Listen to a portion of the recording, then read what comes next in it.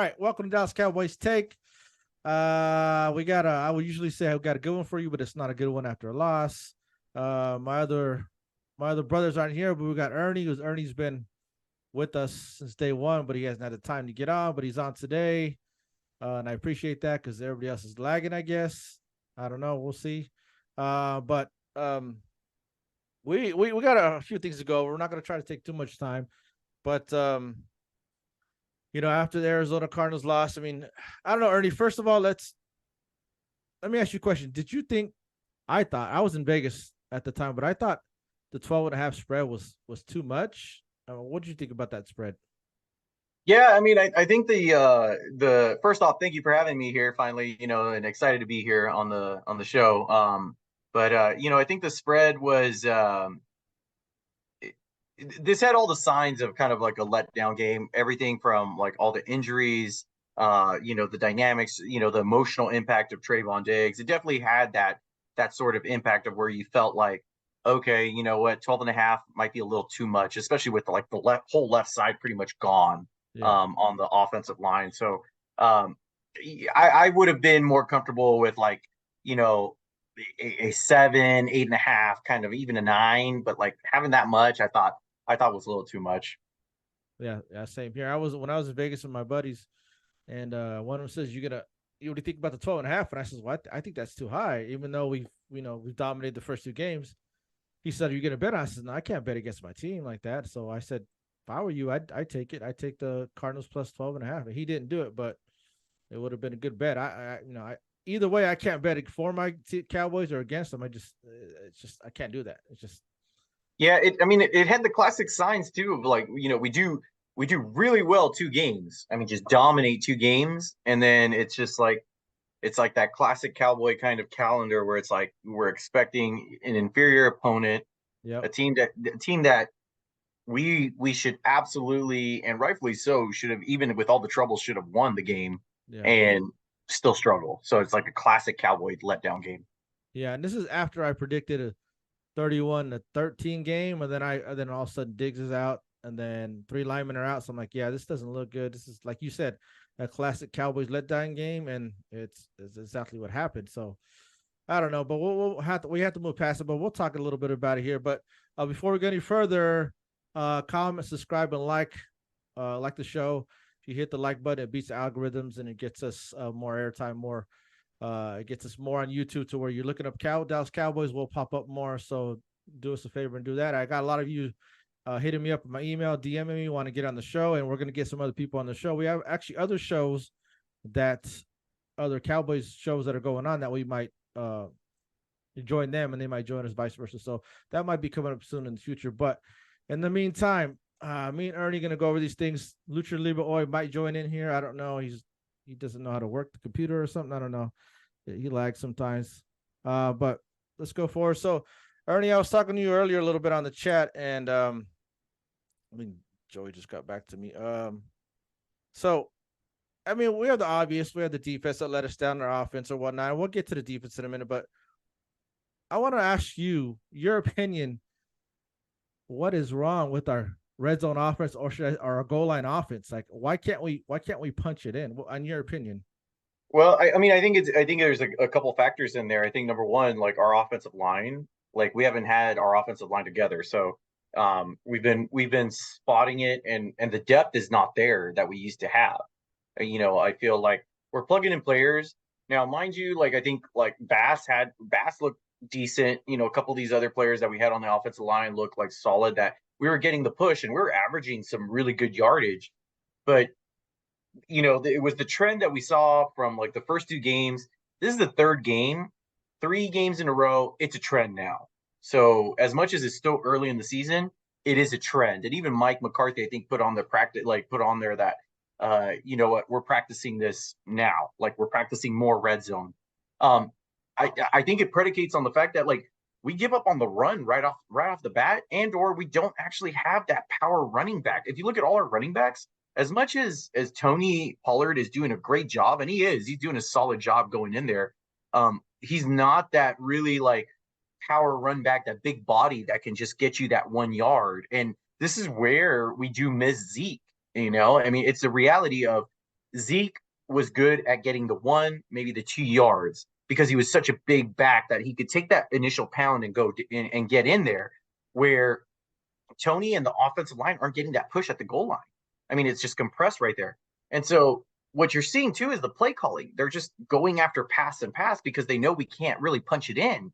And so when the defense knows what you're pretty much going to call and going to go with, you're almost playing with one arm tied behind your back, and that's sort of what it looks like when we're in the red zone. Is just the play calling to me. Mike McCarthy kind of he starts getting like into this pattern of just like giving up on the run, and I mean it goes into later on what Tyler was saying about we're running play action when we weren't even running the ball. So like the percentages I think in this game were completely off compared to what we've done previously.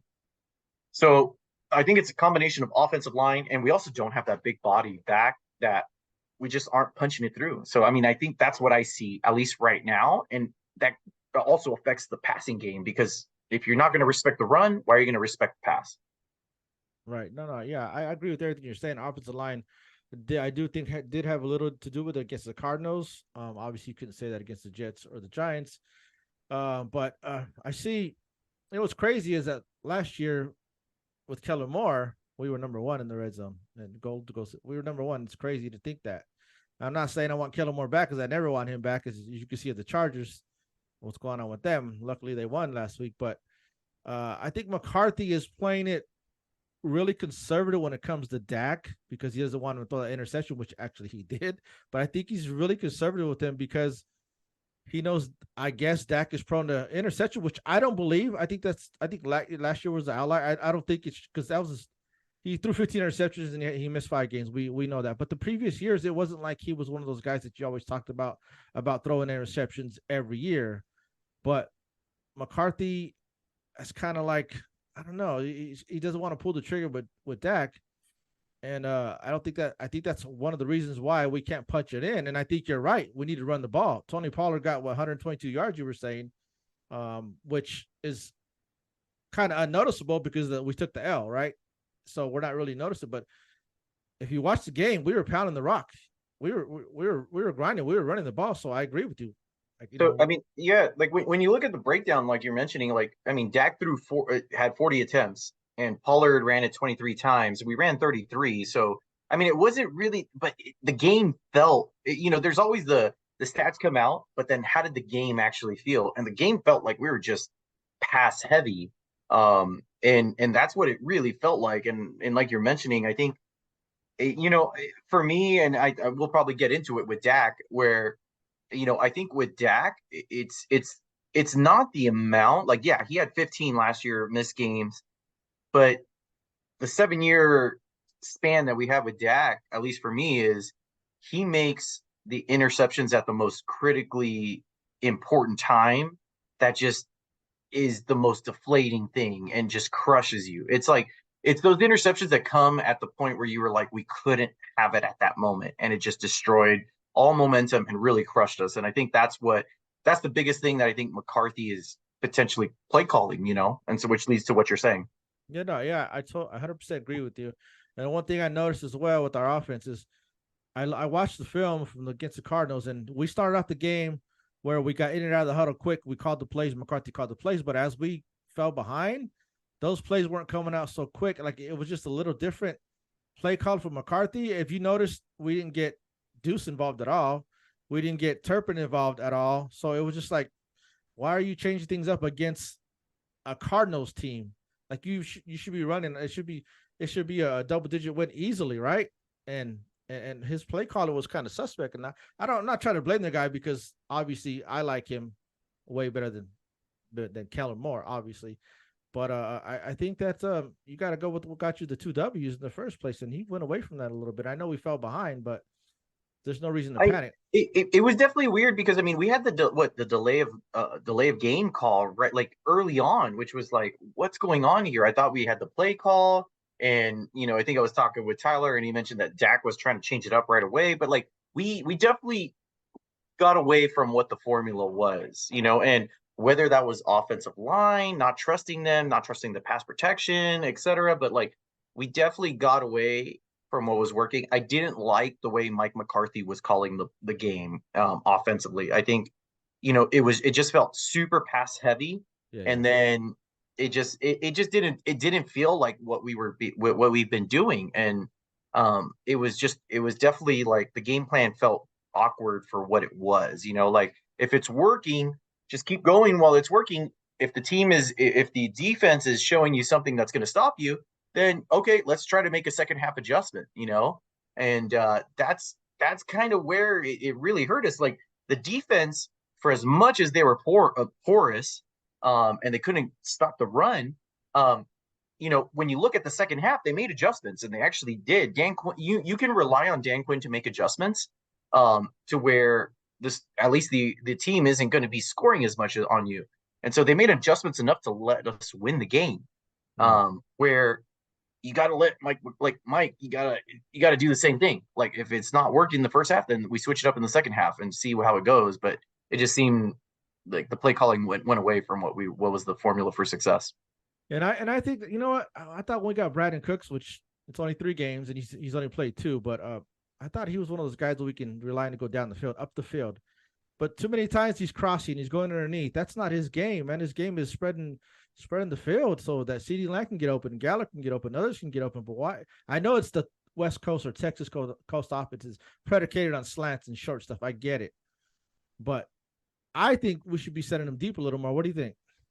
No, I think so too. I mean, I think what you want to do is you want to open it up, right? And so I like I think from how I look at it, I think the perspective of is they didn't have a preseason together. Right. So and from what we heard about like the first 2 games is like even the first game they hadn't rolled out at all the whole offensive plays. So at least the hope is as they kind of get more used to each other, especially with Dak finally getting into the groove of things, that maybe you'll see more of a rollout for these extended plays and deep passes. And with the pass protection, we have, Tyler, Biotish coming back. We have Zach Martin coming back. We have players coming back on the offensive line. Maybe we'll see some of these more, deeper pass plays develop again. I think the offense, first game was really a wash. So like they didn't roll out all of it. They didn't need to. So you kind of said, okay, well, we had the Jets game. The Jets game went the Jets game. So this was kind of our first game where we kind of played in, and you could see like it just felt weird. So maybe the offense will start kind of clicking a little more with the fact that like we're actually rolling the whole thing out. So I mean I would kind of lean on that and say, all right, fourth game we should really have this ironed out and try to like if you go with preseason concepts, like it's the same kind of concept in that aspect. Yeah, no, I agree with you. And I think maybe McCarthy doubted that a little bit because he didn't trust our backups because we did have 3 of them in there. So maybe that was a little bit of it. I don't know. Hopefully, we'll get into injuries in a second here, but hopefully he opens it up a little bit and sends Cook down the field and Yeah. so we're gonna get into the Patriots in a bit, but speaking of Dak, a lot of people like to talk shit on this guy, and I don't really, I don't like to talk shit on him, but you hit the nail on the head where it's not that he throws the interceptions. A lot of them he just throws them at bad times. For instance, you got Jalen Hurts who has three interceptions on the season. Dak only has 1, but you don't hear anybody talking about Jalen Hurts throwing 3 interceptions in 3 games, so he's averaging 1 a game. So average extrapolate that's 17 interceptions he's going to throw. We know he's not going to do that, but they're not at at the timely, costly manner, like you said. I think that's what it is. But I think Dak, he's afraid to be. He wants to be a gunslinger, but do you think he's afraid to be that, to sling that, or is it McCarthy holding the back because he doesn't want him to? Or what's your opinion on that? Man, I think my take on Dak is and I know I've been one of the more unpopular people that have been really harsh on Dak, and in our in our discussions when I talked to you earlier, I know I've mentioned that like we've had 7 years of a take on Dak. Now, mind you, his contract, the way it's set up, we're gonna have Dak. Like there's no doubt about it, because if you cut Dak, you're looking at like about a 59 to 61 million dollar dead cap hit. So like there's no doubt about it. But when you look at his play, it's Dak is a good quarterback, but it is the critical times that in the past 7 years, you just see it at the critical moments when you need him to like just get that special play. He doesn't get that special play. Like he just doesn't nail it. There's an interception. There's something that goes wrong. Um, I look at it and like, yes, okay, he was gone from like, we had the Jason Garrett era with Kellen Moore, and then like, then there was like, it's Kellen Moore's offense now without Jason Garrett, and now you have Mike McCarthy. But we've seen other quarterbacks that have maintained a certain level with different coordinators, right? And I just look at Dak at his window and I just go, you know what? Like you put any sort of pressure on Dak, and he just doesn't elevate to the moment. And that's my biggest concern is we haven't yet to see him really elevate to that moment. And in this game, that critical moment, he threw into triple coverage. Nobody was open on that.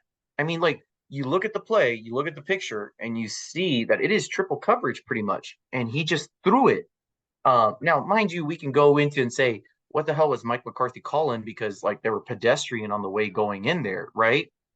But in that critical moment, had he made that throw, the blame would have gone to McCarthy, and we could say, what are you doing? You're going pedestrian. We might as well criticize you like Josh McDaniels going for it, and where he got crucified for for it being 8 points down. Like, but what I look at it from the perspective of like Dak gets that dancing feet, and he chucked the ball and he threw an interception, and he threw it. It wasn't the fact that it glanced off of a receiver's like hands.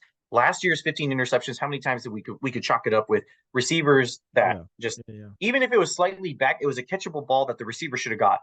This one was like a classic example of where Dak just doesn't meet up to the moment, and it devastates you, And again, I look back and I tell people we've had 7 years, and I know Lucha Libre Joey, he's one of the biggest fans, and bless his heart, he's a bleeding heart Cowboy fan like anybody else, and like I'm a true believer in it. But I just look at it from the fact that like 7 years, and I think this goes back to what you said about Mike McCarthy being very concerned about how he calls plays, because it's like I'd rather throw like an out, and if he doesn't have it, he can just throw it out of bounds or something like that rather than throw the pick, because this was a prime example where it broke down.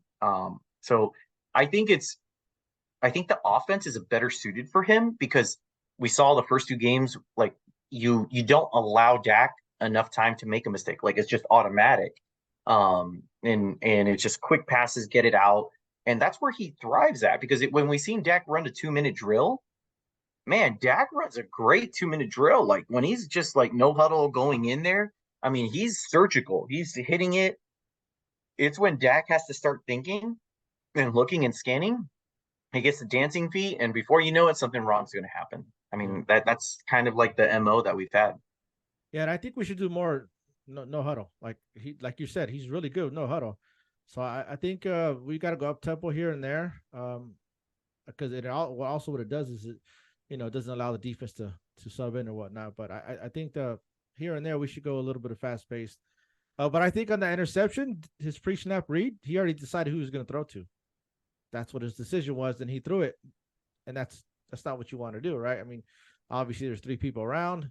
If he would have threw the ball high and if he would have threw it high and only where Cooks can catch it, it would have been a different story. But it was just a bad throw, bad read, because he already had in mind who he wanted to throw to, and it was terrible. And that's the problem with Dak, is like when he zeroes in on who, like you can automatically tell. He goes back, and then like he'll get his dancing feet, and then he'll start it, but then he just pinpoints where he's going to throw, and then you're like, it's done. Right. So then that was the office, and we got we have what? So we have some. There's Joey. Hey, there's Joey. Yeah, it's half hour late, but anyways, can you hear us? So we'll let him get on, but so we have the injury update is we have, and you sent it out. Go ahead and give us an injury update. Yeah. So Tyron Smith is out for the game. So, again, it looks like we'll most likely have to pivot to Tyler Smith back on left tackle. Now, can you hear me, Ryan? Yeah. Go ahead. Okay. You're good, Joe. You're good. Sorry I'm late, buddy. Good to see you, Ernie. Yeah, no worries, man. Tyler Smith at left tackle, that's a little concerning because he did kind of struggle last game. I mean, again, the Arizona game, he didn't really show up. Where last season he did pretty well, and we were like, hey, maybe we should move Tyron to guard. This was a struggle for him. Now again, it's one game. We'll go ahead and look at it from that perspective, but like most likely Tyler will have to go there. But on the good note, is it looks like they're questionable, but they had full practice in pads, which is always exciting and great to hear. Is Tyler Biotish is looking good back at center. He's questionable for the game, but again, practice in full pads. And then Zach Martin again practice in full pads, had a good practice in playing there. The other player that was questionable for us was Hendershot. So Hendershot's questionable for the game, I think, with an ankle injury potentially. But from everything that I read, he was full practice as well. Precautionary as usual, what they normally put on that injury report. They always have to report these things. But the only one that we know for sure that's out is that's in impact, like what I would consider impact besides Trayvon, obviously, is Tyron Smith. So Ernie, why is it Tyron is out? He was suited up last week. Yeah, it's true. I don't get it. Is there something they're not saying? Again, it goes back to Tyron's history. I mean, look, with Tyron, you're not going to get a full season. Just like prime example, which is something that we'll probably talk about when we get to the defense. But like LVE, if you think you're going to get a full season out of LVE, I would look at you and I would put $100 down right now and say, then you're crazy, because LVE will not give you a full season. It was just like Sean Lee. I'd be like, Sean Lee is not going to give you a full season. It's you look at your players, you look at the history of it, and the injury, recidivism that they have, and you're going to get it, and to be honest, I was talking to Tyler earlier, and I said the same thing about Micah Parsons. He looked like he was getting hit silly a couple times by his own players during the game, and I was like, dude, the way Micah Parsons is playing, like at some point, I'm scared that he might get hurt at a certain point. But that's for another conversation. I'm gonna knock on wood. Yeah, I know, but I mean, there was the one play where he smacked his helmet next to one of our guys, I think, on the online, and then you're right. So, but go ahead, Ryan. One of these days we're gonna have our full, healthy line, because we haven't had that yet. So hopefully next week we can have our starters play and see how we roll. But I definitely think we need them. Maybe they're keeping them out because we're gonna need them next week.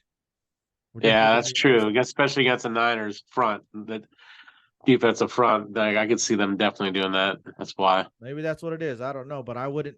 I if he could play, I would play him, because you don't want to go 2-2 and then have to play the Niners. What if you go 3-2?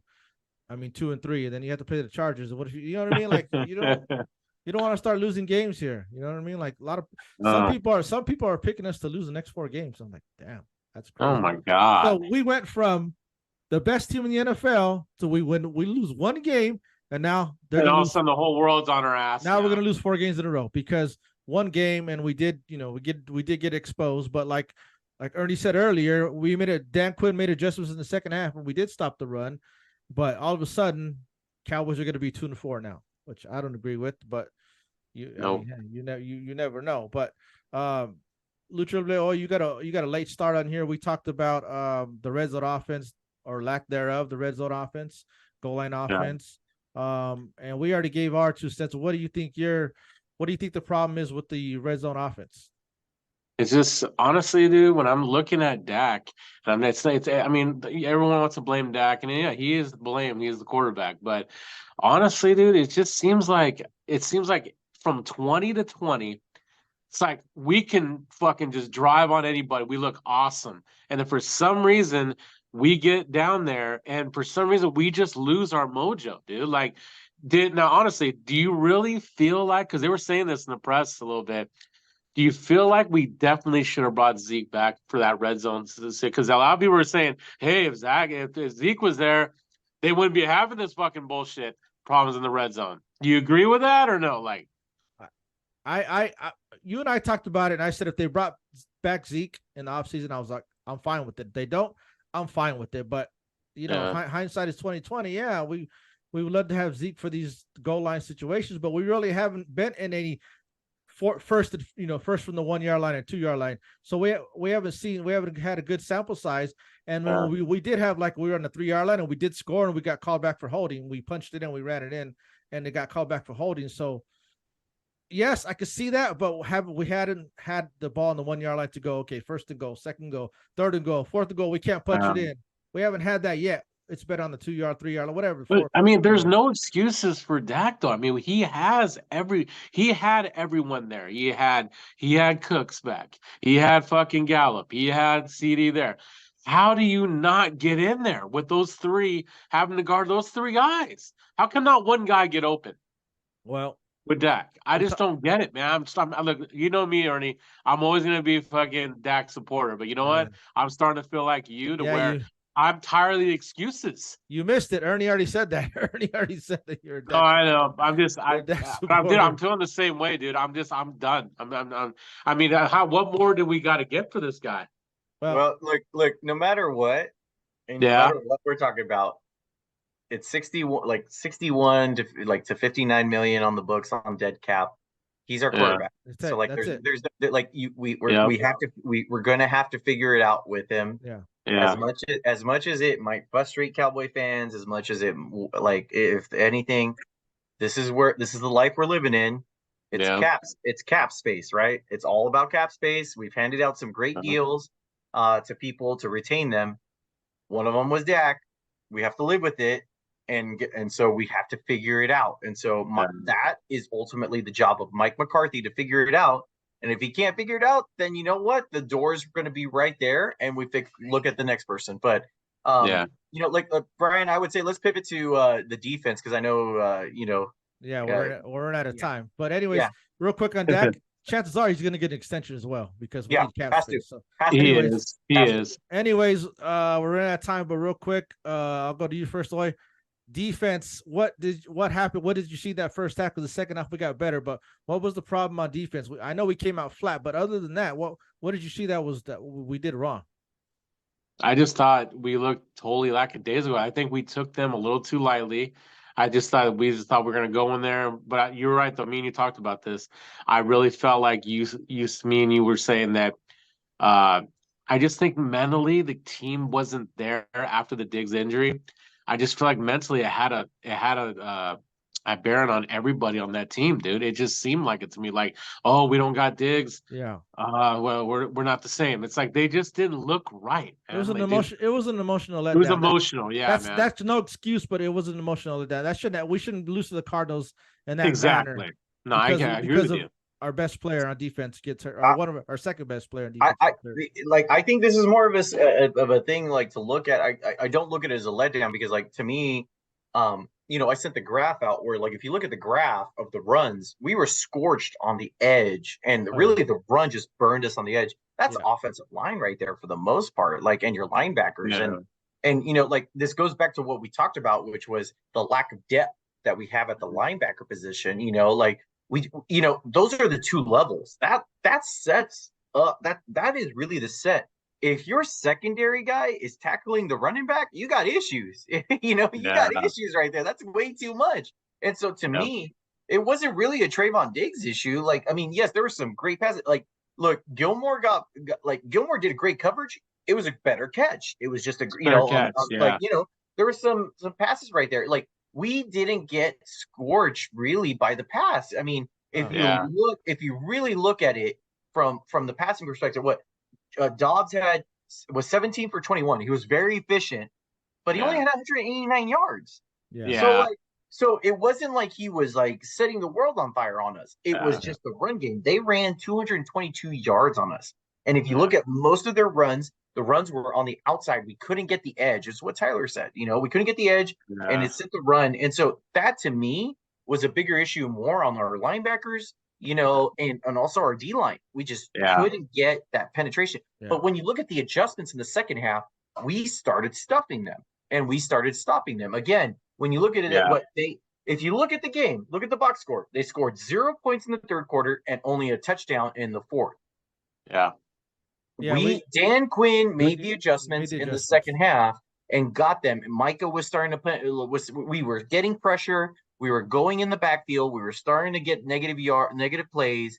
and they lit him up. It was perfect example of how Dan Quinn makes those adjustments. Yeah. And so it was concerning though, because we've seen kind of that trend on the outside. We didn't have any gap control. Our linebackers, like you said, were out of position, and we got thinner on linebacker today because we let Harper go.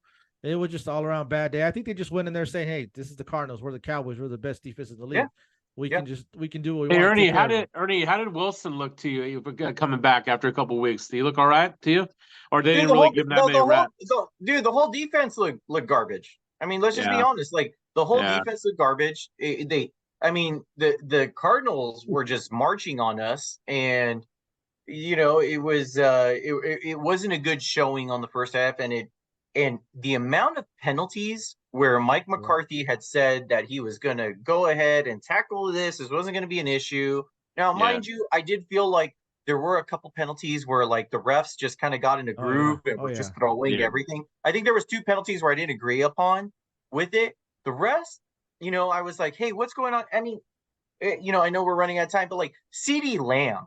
Okay, I have to mention this before we go. Sir, if you are raising your hand before the ball even comes in and you're asking for a penalty, first off, come on, sir. Like, come on. Like, let's be realistic here. You should have just, if you had enough time to raise your hand while the guy was coming into you, you should have just stopped your route, let the guy run through you, and then you get the PI. But no ref in the NFL. No ref in the NFL is going to throw a flag. No, I agree, Ernie. Your hand. He was just like, hey, ref, I'm getting a PI. Right, he was expecting the PI instead of going for the ball. He would have went for the ball. Instead of going for the ball, he wanted the penalty. Like Gallup did. Gallup went for the ball, which was the PI, and they waved it off, which was something. Gallup had a beast. Gallup had a beast of a game. I will say Gallup had a great game.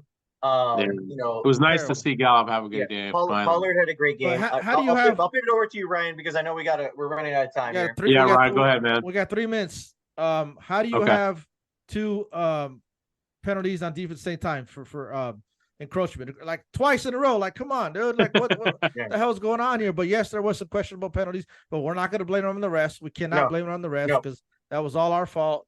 That was all our defensive fault. My freaking light went out. There it goes. And there was bad calls, but that's every game. We can go round and round every game. But like I said, we let go of Harper, so now we're even thinner at the linebacker spot, Ernie. And that's, I don't know what's going on there, but we are one injury away from being in a world of hurt on the linebacker position, and we know that LVE will not be able to finish the season. So like it is, it's gonna be interesting. It's gonna be interesting. Maybe we'll bring Sean Lee back. How about that? Yeah, I don't know, it's crazy. But going forward, predictions. We're gonna prediction real quick, but I'm gonna talk about Zeke. Zeke is gonna be motivated this week. Yeah, you know it. He's gonna be motivated. Oh yeah, he is. And he had like I don't know how many yards he had last week, but he had like 15 carries for.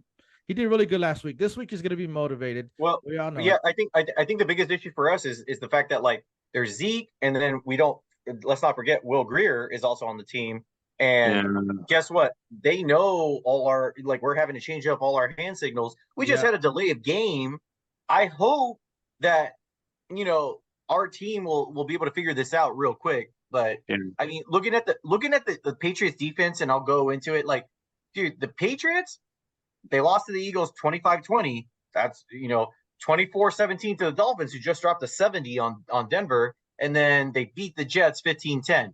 They're not gonna lit the world on fire offensively. It's gonna be easy, but their defense is gonna hold us. Yeah. So, I mean, I'm gonna say their defense is gonna hold us. We should win this game. It's at Dallas. We should win this game, but it's gonna be low scoring. I wouldn't put it up as a high scoring game. I would say, for my prediction, I'm gonna say something like, maybe 21-17 at most, I would think, like 21-17, I think, or 21-15, something like oddly weird, because it's going to be a defensive battle. What's your prediction? No, you got 1 minute. Go. What's your prediction? 24-17. Ooh, that's a good one. I actually had Bill Belichick is get this team ready. You know how he does. His defense is going to be out. They're going to be out. They're going to be stopping our run and all that stuff. He's going to concentrate on the run. I think it's going to be mine was 24-16. Cowboys win 24-16. But it's gonna be a tough one, guys. It's gonna be a tough one. Ain't gonna be easy. It's not gonna be easy. But thanks, Joy, for joining us for the last 2 minutes because for Thank whatever you. reason you forgot or whatever. Sorry, man. But Ernie's been on, and hopefully Ernie gets on more as we go along. But right Yeah, out of good to time. see you on, Ernie. Dallas Cowboys take. Thank you guys for coming, Ernie. We'll see you soon. And go boys, and we'll see if our predictions come true. And Go boys. we'll see. Go Let's boys. go Cowboys.